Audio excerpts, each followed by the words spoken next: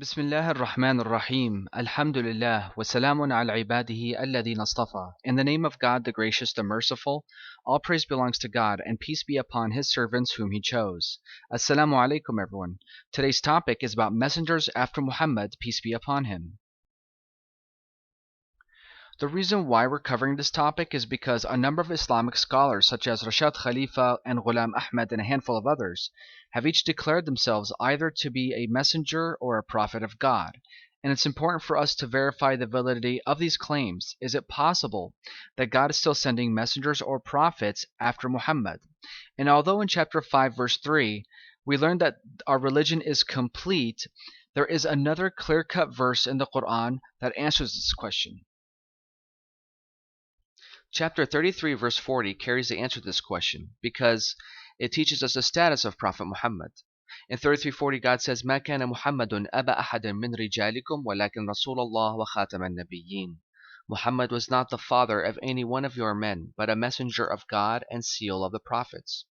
Here we need to note that God calls Muhammad a messenger of God, and he also calls him seal of the prophets. This means that there is a difference between messengership status and prophethood status, and these are the two different aspects of Prophet Muhammad. So in order for us to understand this verse, to better understand this verse, we must be able to understand the difference between messengership status and prophethood status. So let's begin by defining both terms. The word prophet is NABI in Arabic, and it comes from the root NUBUWA, which means an elevated place or protrusion.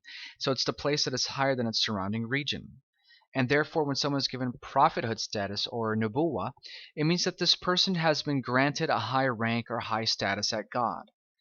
And this is why, for example, in 1958, God says those are the ones whom God has blessed from the prophets and their descendants of Adam, from whom we have guided and selected. So God blesses and guides and selects his prophet. The word messenger is rasul in Arabic, and it comes from the root rasala, which means a message or a delivery of messages. And therefore, when someone is given messengership status or ar-risala, it means that this person has received and is to deliver a message. And this is why in 567 God says, "O you messenger, deliver what has been sent down to you from your Lord, and if you do not, then you have not delivered his message." The second thing we want to look at are the characteristics of a prophet and a messenger. When it comes to prophethood status, it can only apply to the human beings. You will never see in the Quran an angel or a jinn prophet, but only human prophets.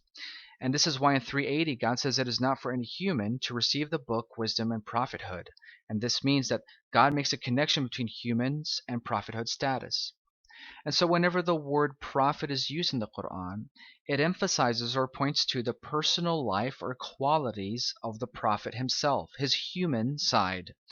And this is why, for example, in chapter 33, you see the word prophet used extensively. And you will see that whenever the word prophet is used, it's talking about his personal life or qualities or traits and characteristics of the prophet himself, his human side. In verse 1, for example, God says, "O you prophet, you shall become conscious of God." Verse 6, the prophet is closer to the believers than they are of themselves. Verse 50, "O you who believe, do not enter the prophet's home unless you are given permission to eat." These verses all point to his personal life qualities, or traits or characteristics, his human side. On the other hand, unlike prophethood status, which is only for humans, messengership status can actually apply to the humans, to the jinn, angel, and the book. In 2275, God calls the angels as messengers. 6130, God calls the jinns and the humans as messengers. And 6852, God calls the Quran as a reminder for the world, which functions like a messenger.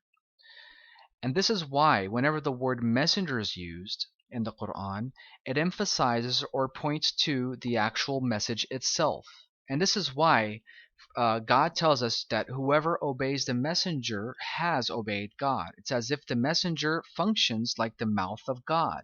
And this is why throughout the Quran, God tells us, "You shall obey the messenger," obey God and obey the messenger. It's because the messenger, from a messengership perspective, it points to the message itself. The focus is on the message itself.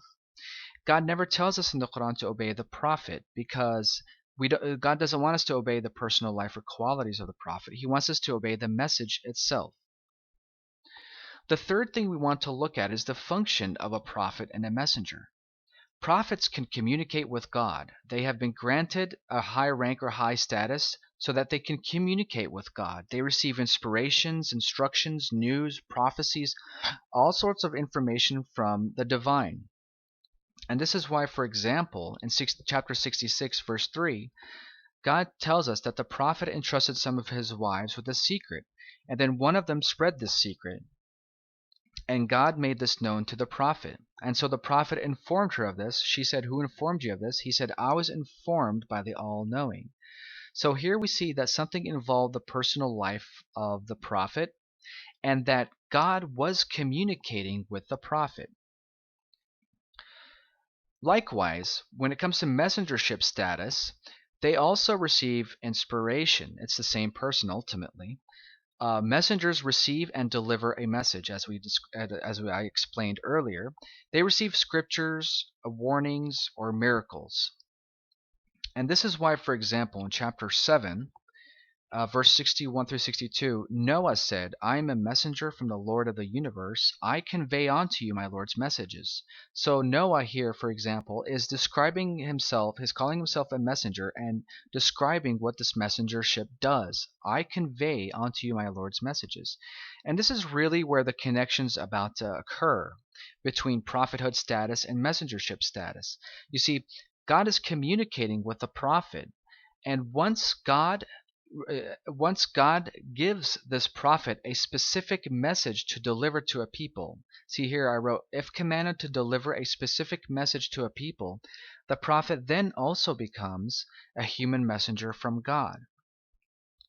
So as we can see, prophethood status becomes messengership status if and only if God tells this prophet to deliver a specific message to the people. Here he becomes a human messenger from God. And this is why in this example in chapter 7, Noah said, "I am a messenger from the Lord of the universe. I convey unto you my Lord's messages." And then later on, at the end of this segment, God calls this messenger a prophet. Never have we sent a prophet to any community. So God is making a connection between prophethood status and messengership status. So as we can see, God communicates with the prophets, and once God wants this prophet to deliver a specific message to a people, this prophet then also becomes a human messenger from God. And the second thing we need to note here is that every human messenger from God is a prophet. You cannot be a human messenger from God without first becoming a prophet, because prophethood signifies establishment of communication with God. So let's simplify things a little bit more here. I'm using a little depiction so that we can be able to better understand the difference and the difference in the functionality between messengership status and prophethood status. So we have God and we have the humans. God chooses from among the humans a prophet whom he communicates with. And so there's this established communication between God and prophet. And if God chooses to give this prophet a specific message that the prophet must deliver to a people, this prophethood status then also becomes messengership status. And as a messenger, he delivers the message to the people. So let's apply chapter 33, verse 40 to the same depiction. In 33:40, God calls Muhammad a messenger of God. And being a messenger of God means that he received and delivered the Quran to the people. And in the same verse, God calls Muhammad seal of the prophets. And as we said earlier, being a prophet means that there is communication between God and prophet, between God and human. And Muhammad is called the seal of the prophets. The word seal is khatama, and it means to complete and to end an ongoing process. So the means of communication between God and prophet has been completed and ended at Muhammad. And because there's an ending and a completion of prophethood status, this automatically puts an ending to messengership status, more specifically the human messengership status from God. So now that we know the difference between messengership status and prophethood status, we can revisit this question: is God still sending messengers or prophets after Muhammad? And as we've mentioned earlier, 33:40 answers this question. God calls Muhammad a messenger of God because as a messenger, Muhammad received and delivered the Quran to the people. And then God calls Muhammad a seal of the prophets. And as a prophet, Muhammad was able to communicate with God and receive messages from God. But here he is called the seal of the prophets, means that Muhammad has completed and ended all forms of messages or communication from God to humans. So the answer is quite obvious, is that Muhammad was a seal of the prophets, and God here is teaching us that at Muhammad, all forms of messages or communication between God and humans has been completed and ended. If we take Rashad Khalifa, for example, he believed that yes, Muhammad was a final prophet, but that other human messengers from God can still come. And this is inaccurate. This is an inaccurate assessment, simply because to become a human messenger from God, you must first have the established communication by means of prophethood. You must become a prophet. You must be given that status of prophethood status, and you'll have that established communication with God, and then you can become a human messenger from God. You can deliver that message. Ghulam Ahmad, on the other hand, believed that yes, Muhammad was a seal of the prophets, but other lower ranking or subordinate prophets can still come after Muhammad. And again, this is incorrect because the word seal or khatama in Arabic signifies that the process has been completed and it also has been ended. So there cannot be a lower ranking or subordinate prophet to come after Muhammad. So to answer the question, is it possible that God is still sending messengers or prophets after Muhammad? The answer is no. And this is not to be confused by having other forms of messengers to come. See, we have said that prophethood status has ended. This means that all human messengers from God or prophets, that process has ended at Muhammad. But there are other forms of messengers that can come. There are messengers from among the humans, there are messengers from among the jinns, and this will be covered in the next slide. We learn from the Quran that there are messengers from among the humans, and this is very different than being a human messenger from God, which is a prophet. A human messenger from God is a prophet, and that has ended at Muhammad. But in 735, God talks about the human messengers from amongst ourselves. God says, Ya bani Adam, imma ya'tiyannakum rusulun minkum yaqussuna alaykum ayati faman ittaqa wa aslaha fala khawfun alayhim wa lahum yahzanun. O children of Adam, whenever it comes to you messengers from among you, conveying my revelations to you, whoever takes heed and does righteous works, then they have no fear nor will they grieve. God talks to the entire humankind, the children of Adam. And then God says, whenever it comes to you messengers from among you, so messengers from amongst the humans, not messengers from him, not messengers from God, but messengers from amongst ourselves. And then God uses the word yaqussuna for conveying. The word conveying is yaqussuna. The word yaqussuna means to backtrack something that is already in existence. It means it's not a new message. It's already there. It's already available. So the word yaqussuna is key in understanding this verse, that it's talking about messengers from amongst the humans. They are not from God. They are not prophets. They are simply messengers from amongst ourselves. Anyone that delivers the message of the Quran today, I am delivering it to you, for example, I would be considered a messenger from among you. And this depiction on the right side shows this. We have humans conveying the Quran amongst themselves, making them messengers from amongst themselves. They are not messengers from God. They are messengers from amongst ourselves. Likewise, in chapter 6, verse 130, God talks about the jinn having messengers amongst themselves. The jinns can hear the Quran or the message from any message from God, and then they spread it amongst themselves. They are not prophets, they are simply messengers from amongst themselves. And 6:130, God says, Ya ma'shar al-jinni wal-ins, alam ya'tikum rusulun minkum yaqussuna alaykum ayati wa yunzirunakum liqa'a yawmikum hada. O tribes of jinns and humans, did messengers not come to you from amongst yourselves, conveying unto you my revelations and warning you of the meaning of this day?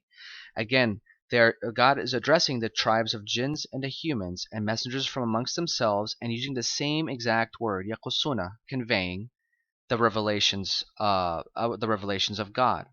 And on the right side here, I have the same depiction, but with jinns, being messengers amongst themselves and conveying the message of the Quran amongst themselves.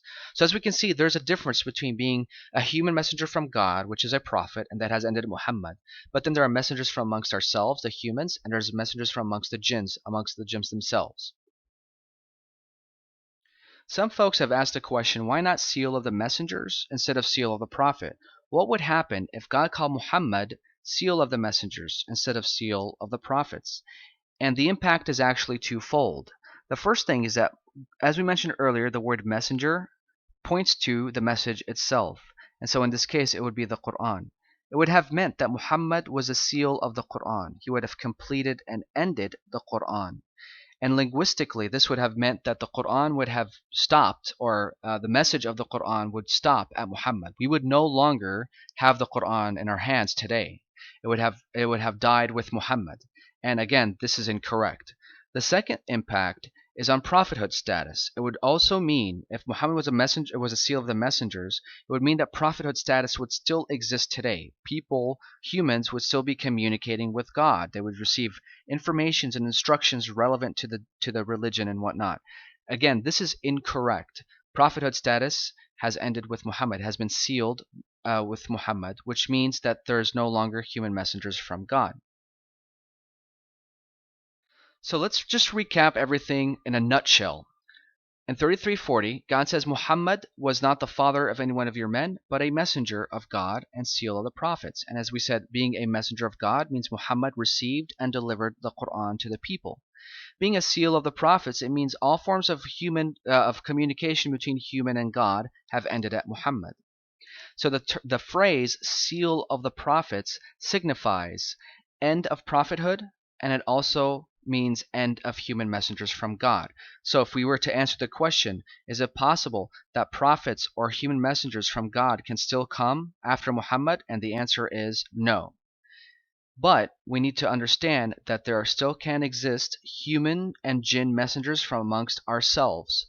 Today we can still be messengers from amongst ourselves, no problem, but none of us can be human messengers, none of us can be messengers from God, because prophethood status has ended. I hope, inshallah, this video has helped you understand the difference between prophethood status and messengership status, and that in 33:40 teaches us that there can no longer be prophets or human messengers from God after Muhammad, but that messengers from amongst ourselves, human and jinn, can still exist today. Assalamu alaikum, and inshallah we'll see you in the next video. Just as a side note, brothers and sisters, please understand that this video is not intended to insult or criticize the people of other faiths or anyone that has a different ideology within Islam.